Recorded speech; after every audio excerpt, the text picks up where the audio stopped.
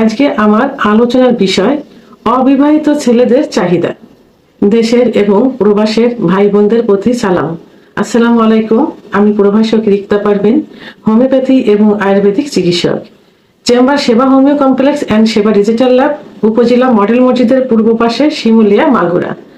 অনেক অবিবাহিত ছেলে আছে যারা বিয়ে করতে চাচ্ছে এবং বিয়ের আগে তারা বিভিন্ন উপায়ে বীর্যপাত ঘটিয়েছে।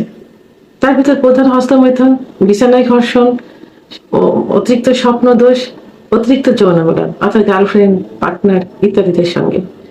তো এবং পর্নোগ্রাফি তারা তো দেখতেই থাকে, ইত্যাদি করতে করতে তাদের যৌন লাইফটা শেষ করে ফেলছে। তো তখন তারা বিয়ে করতে কিন্তু ভয় পায়। অনেক পেশেন্টের দেখা গেছে যে 40-42 বছর বয়স হয়ে গেছে, তারপরেও তারা ভয় পাচ্ছে, কারণ তাদের লাইফে এইগুলো করে আসছে অতীতে, তারা বিয়ে করতে চাচ্ছে না।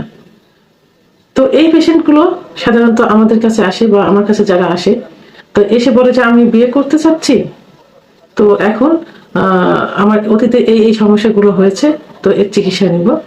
তো অনেকে বলে যে ম্যাম, মানে সবকিছু জানার পরে তখন অনেকে প্রশ্ন করে থাকে যে ম্যাম, বা বলে থাকে যে আমি কি অন্য কোনো নারীর সঙ্গে যৌন মিলন করে দেখব যে আমি সঠিক আছি কিনা।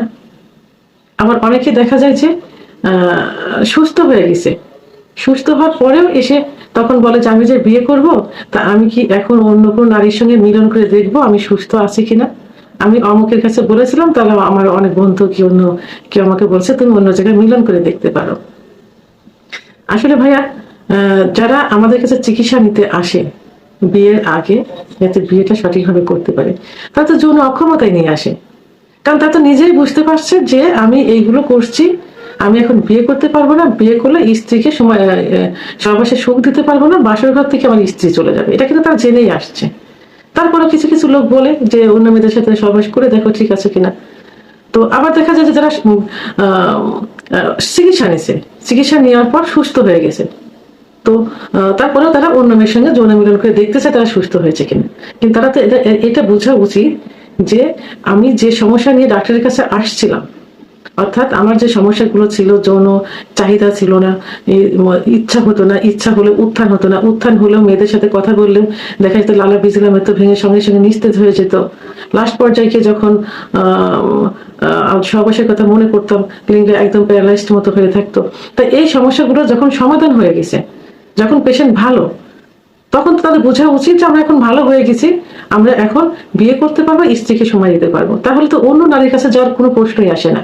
কিন্তু অনেকেরই এই চাহিদাটা থাকে, অনেক বন্ধু বান্ধব, অনেকে হাকিম কবিরাজ যারা যারা রোডের সাইডে বসে চিকিৎসা দিয়ে থাকে, অথবা এই জাতীয় যারা অনেক ভুয়া কিছু ডাক্তার আছে রেজিস্টারকৃত ছাড়া, তারা এই সাজেশনগুলো দিয়ে থাকে, তাদের প্রতি আকর্ষণ করানোর জন্য এগুলো আরো বেশি করে থাকে।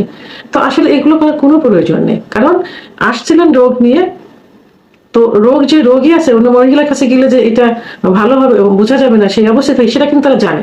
আবার ভালো হয়ে গেছেন, তারা বুঝতে পারছে যে এই সমস্যাগুলো নেই, তারপরে যাইতে চাচ্ছেন, এটাও কিন্তু তারা বুঝতে পারছে।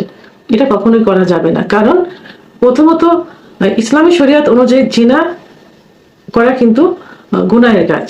সব গুনাহ মাফ হবে, এই গুনাহ কিন্তু মাফ হবে না তওবা না চাওয়া পর্যন্ত। সেহেতু ইসলামিক শরিয়াতের বিরুদ্ধে কোনো কিছু করা যাবে না। দ্বিতীয়ত, যে মহিলাদের যখন অন্য মহিলার কাছে যাওয়া হচ্ছে, সেই মহিলার কাছে যখন আপনি যাচ্ছেন, আপনার মতো অন্য কেউ সেখানে গেছে, তাদের শরীরে কিন্তু সিভিলিস, গোনোরিয়া, এইডস এর মতো রোগ থাকতে পারে, সেটা কিন্তু আপনার হয়ে যাবে। তৃতীয়ত, যে যখন অন্য মহিলার কাছে যাবেন, যখন সুখ পেয়ে যাবেন, তখন কিন্তু এটা নেশায় পরিণত হয়ে যাবে, বারবার আপনাকে সেখানে যেতে ইচ্ছা করবে। আপনি যখন বিয়ে করবেন, তখন মানে ডিফারেন্সটা খুঁজবেন স্ত্রী এবং বাহিরের সুখটা কিন্তু একটু আলাদা ধরনের, তারা এলোমেলো ভাবে অনেক কিছু করে, যে কারণে তাদেরকে আকৃষ্ট করার জন্য। তো বিয়ের পরেও সেই লাইফে গিয়েও কিন্তু আপনারা ওইটা খুঁজতে থাকবেন, তখন যৌন বৈবাহিক জীবন কিন্তু সুখ আসবে না। যখন প্রথম প্রথম বিয়ের সম্পর্কটা ভালো থাকবে, যখন একটু পুরাতন হয়ে যাবে, তখন কিন্তু আবার ওই জগতে ফিরে যাবেন, সেই মহিলাদের টানেই কিন্তু সেখানে যাইতে ইচ্ছা করবে। সেহেতু কখনোই কোনোভাবে অন্য নারীদের সঙ্গে যে আমি ভালো আছি কিনা সেইটা দেখার জন্য যাওয়া যাবে না। তো আমার ভিডিওটি সম্পর্কে যদি কোনো মতামত থেকে থাকে, অবশ্যই কমেন্টসের মাধ্যমে জানাবেন। আর ভিডিওটি ভালো লাগলে লাইক, কমেন্ট, সাবস্ক্রাইব করে আমার